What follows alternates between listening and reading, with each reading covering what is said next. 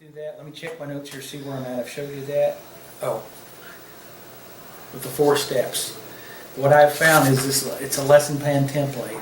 And it came from this book, Better Learning Through Structured Teaching by Douglas Fisher. What I like about it, of course it has your typical, your I can statement, your essential questions, your standards, the materials, but it has each section broken down. And then in the focus instruction, I do it. It has all these. How will you? I mean, it asks you these questions. How are you going to make the lesson purposeful and clear to students? How are you going to connect it to prior learning? How are you going to make it the interest, the content? How are you going to model it? How are you going to provide multiple examples? So what I like about this, as I'm writing up my lesson or thinking about whatever content I'm doing or standard, this kind of helps me. It's asking me these questions for what I'm going to do here. That's what, I mean, for me, I like it. And then, of course, in the guided instruction, which is the we do it again. How will you know each student's formulated a response? Prompt or cue is needed. How are you going to allow for a variety of methods? Assess for information. Again, under the collaborative learning, you do it together. How you determine the task, provide hands-on experiences, determine the groups, and that's what you were talking about.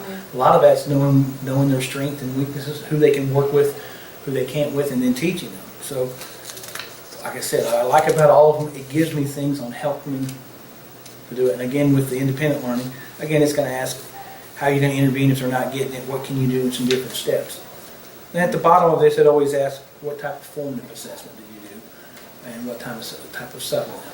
And questioning during a lesson is a formative. I know research goes into about doing the exit slip at the end. I know the school's pushing us more to do exit slips. If we're doing an exit slip just to do an exit slip and we don't look at the data, then it's not productive. But if we're truly doing it just like when you did the lesson, we co-taught the lesson, we did the exit slip, and we realized those 4 kids didn't get it. Yeah. It helps you because you changed their lesson, and we did an alternative teaching model the next day, focused on on that. So it's formative assessment, questioning throughout, getting that as well, but really focusing on the data is helpful. So again, I really like this as a tool to form my lessons and do that area. Got a brainstorm. Uh-huh. Got a question. Okay, I know they're wanting us to focus on bell-to-bell instruction and all this kind of deal.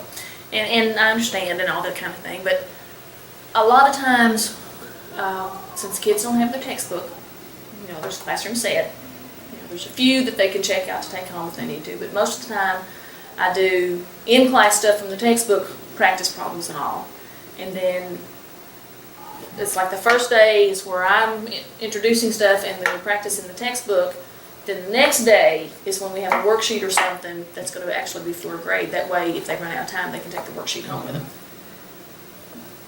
How would this be to not necessarily be for one day's lesson, but for like a 2 or 3 day? It's set. You could block? you could set it up the same. You could set it up the same way.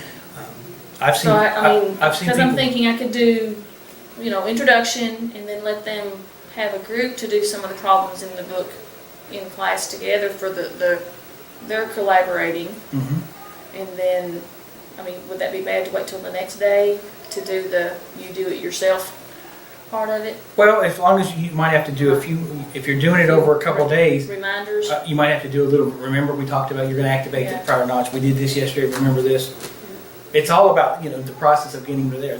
You can do a whole. If you're going to do this in a week worth of lessons, you could be doing it and breaking it apart like that. Because we know some of these math things it's a 4 or 5 day process. Yeah, exactly. So. Did that answer your question Yes. or trigger that? No?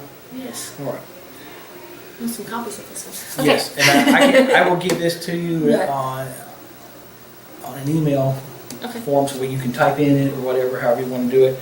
So now that we talked about it, we talked about that the goal would be 6th grade math students at GCMS will increase their intellectual classroom engagement from 61% to 75% by May 29, 2014, providing there's no more school days. Yeah, that should be realistic. So that's the first part. So how are we going to do this? So through teacher implementation of the gradual release of responsibility framework model, which is this.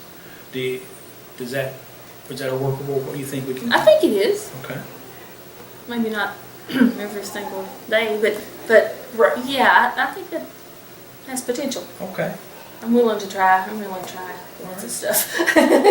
And what I want to do is I'd like to come in your room and model using this template, So I can watch. and you can watch me critique me. Sounds excellent. If that's all right, and that maybe give you a little more, it'll give us both, because then I'll be teaching, I'll be understanding this better too, but it'll give us a better understanding of how this looks, and it'll give you an example how it looks. I know right now in class you're doing the formulas for squares, rectangles, parallelograms, and triangles. What are you going to be doing next week?